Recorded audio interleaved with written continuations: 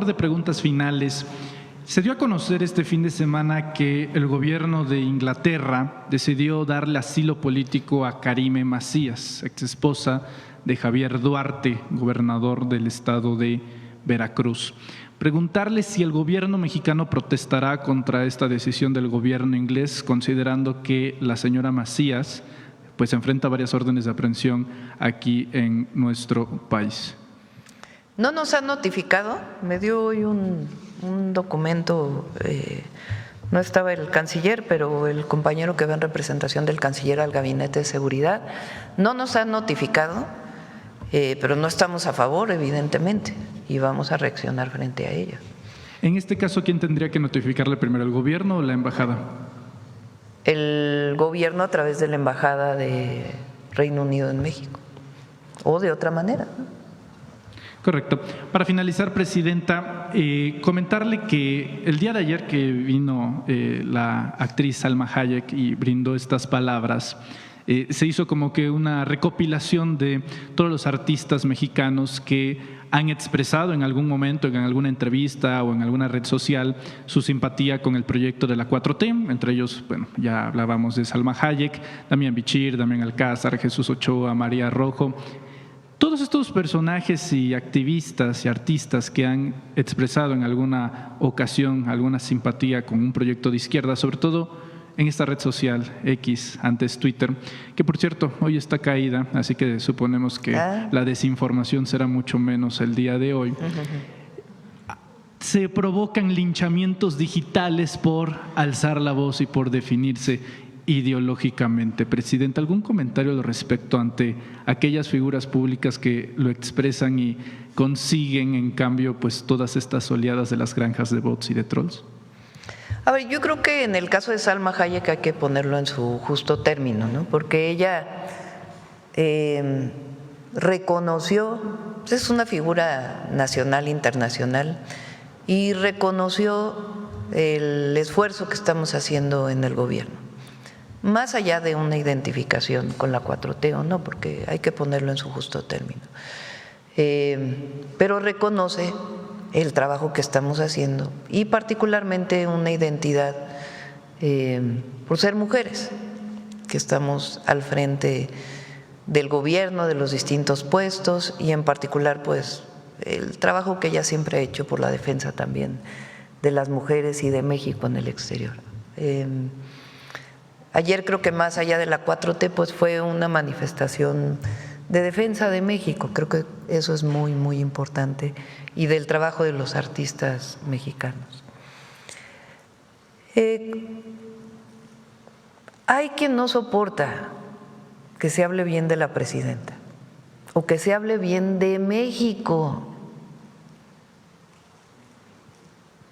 Tenemos el caso de estos personajes que se fueron a la reunión esta de CEPAC, que a ver qué es CEPAC exactamente. Conferencia Política de Acción Conservadora. Conferencia Política de Acción Conservadora. Bueno, fueron a decir unas barbaridades de México, no de la presidenta, de México. Creo que juraron ante la bandera de Estados Unidos, creo.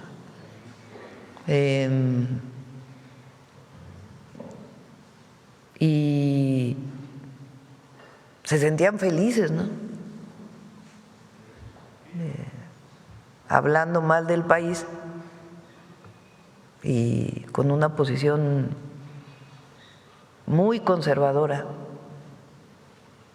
que más allá de la posición política, el tema es el entreguismo, ¿no? O sea, pidiendo casi la intervención de Estados Unidos en México. Entonces, ese grupo que no tiene muchas posibilidades en México, la verdad, es el que compra, tienen dinero, entonces compran robots, bots, para particularmente en la red X, pero no solo, también ahora en TikTok también hay mucho de esto, denostar, calumniar. Imagínense una figura como la de Salma o como la de muchos artistas y actores. Pero ella está muy por encima de eso. Y el pueblo de México está muy por encima de eso, afortunadamente. El pueblo de México es quizá el pueblo más empoderado hoy del mundo entero. El que sabe que tiene el destino de la nación en sus manos. Y eso no hay manera de derrotarlo, no hay manera. Es también como hoy, ya ven que hay alguien, como les digo, han de tener un chat todos estos comentócratas y todo, porque todos dicen lo mismo. Ahora, las fisuras dentro del movimiento de transformación. ¿Cuáles fisuras? Hay una desunión tremenda. La pérdida de popularidad de la presidenta los está arrastrando léanlos hoy. ¿Cuáles fisuras? ¿Cuáles problemas? Y todo el mundo tiene claro hacia dónde vamos. Entonces, ni fisuras, ni problemas. Ah, claro, pensamiento único no hay, afortunadamente.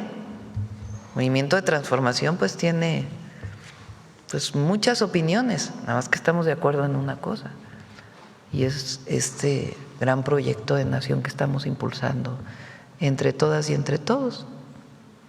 Ya iba a ser mi pregunta final, pero ya que sacó el tema con lo de CEPAC, la semana pasada en Reporteros MX documentamos que uno justamente de los enviados a Washington para reunirse en este foro conservador, eran dos en particular, ¿no? La diputada priista plurinominal Tania Larios y el diputado migrante panista Raúl Torres. Este último, a través de una investigación de José Luis Piña, compañero de los Reporteros MX, pues descubrimos que para tener la condición de diputado migrante, según las normativas del Instituto Electoral de la Ciudad de México, debería de tener esencialmente residencia en los Estados Unidos.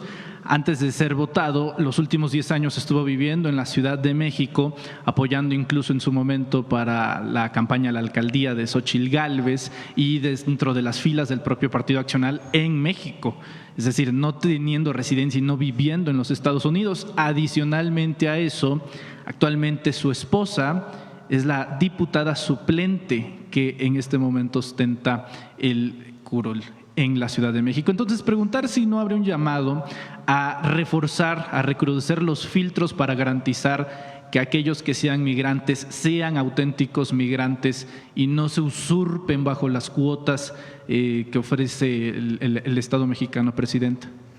Hay una solicitud de todos los paisanos de que ellos elijan a sus propios diputados, porque actualmente solo votan por presidente o presidenta, o por gobernador o gobernadora en los estados donde se permite el voto de los mexicanos en el exterior, pero no votan por diputados o por senadores.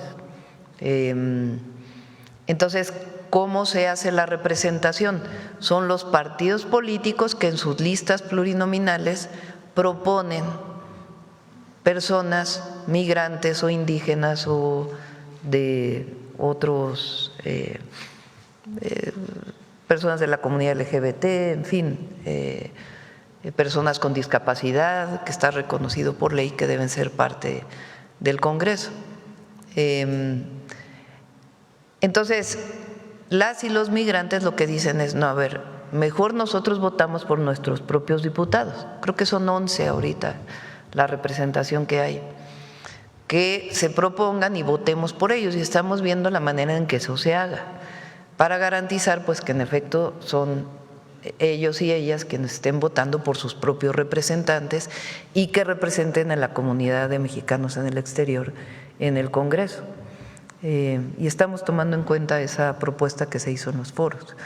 En efecto, hay personas que se inscribieron como migrantes y que en realidad pues no son migrantes. Gracias, Presidenta. Bueno, vamos, ya son 9:26, ya se nos fue, todavía falta humanismo mexicano, ¿verdad? Vamos con humanismo mexicano. Ahora, quiero decir algo porque es importante, por lo del libro de Julio Scherer.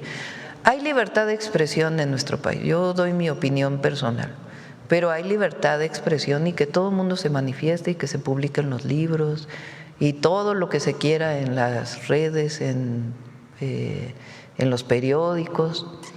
Es nada más un asunto pues de debate permanente, porque en México tiene que haber debate, apertura al debate y cada quien pues que haga sus propias conclusiones. Bueno, vamos.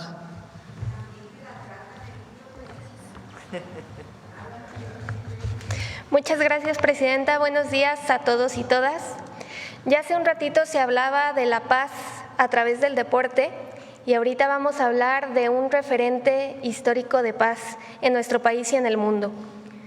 Porque en un contexto de tensiones internacionales vale la pena que miremos hacia nuestro pasado para que nos demos cuenta de que la diplomacia, la paz y el respeto al derecho ajeno son caminos posibles para toda la humanidad. ¿Por qué digo esto? Porque en los años 60 del siglo pasado, tras la fallida intervención estadounidense a Cuba y la llamada crisis de los misiles, el riesgo nuclear amenazaba al mundo entero. Y en este escenario tan verdaderamente difícil, un diplomático mexicano de nombre Alfonso García Robles logró la desnuclearización de toda América Latina a través del Tratado de Tlatelolco, un tratado que es referente global de paz y que incluso lo hizo acreedor al Premio Nobel de la Paz en 1982.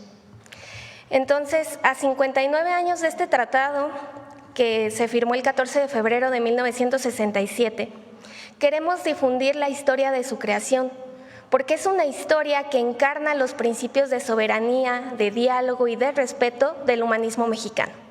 Veamos el video, por favor. En 1962, el mundo estuvo al borde de una guerra nuclear y México dio una de las más nobles lecciones diplomáticas en la historia de las naciones. En febrero de 1967, nuestro país culminó una extraordinaria acción en favor de la paz. 21 estados del continente americano firmaron el Tratado para la Proscripción de las Armas Nucleares en América Latina y el Caribe, conocido como el Tratado de Tlatelolco. Fueron los años más difíciles de la Guerra Fría entre Estados Unidos y la Unión Soviética. Se trató de un enfrentamiento por la hegemonía global que estuvo a punto de provocar la Tercera Guerra Mundial. En ese contexto, Cuba defendió su soberanía, derrotó la invasión estadounidense y en 1962 permitió que el régimen soviético instalara misiles en su territorio, ocasionando una crisis internacional. En plena tensión, el presidente mexicano Adolfo López Mateos conversó con su homólogo estadounidense John F. Kennedy y declaró que México era partidario de la paz y del desarme con la proscripción de las pruebas nucleares para fines bélicos. El país estuvo en las filas de la democracia, luchó por la paz y la libertad. Así pues, el canciller Manuel Tello y el embajador Alfonso García Robles impulsaron una solución pacífica al conflicto, apegados a los postulados históricos de nuestra política exterior.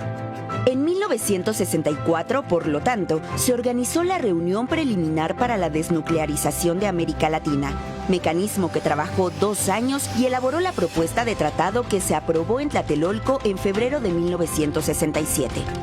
Los 21 países firmantes se comprometieron a prohibir el uso y fabricación de armas nucleares para terminar la carrera armamentista y consolidar la paz, basada en la igualdad soberana de los estados, el respeto recíproco y la buena vecindad.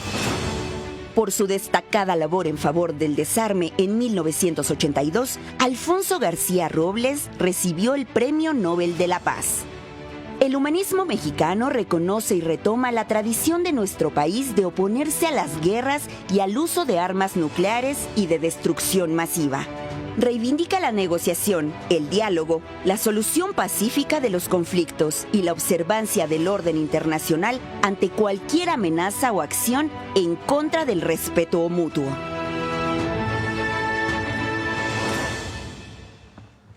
Muchas gracias. Gracias a todos.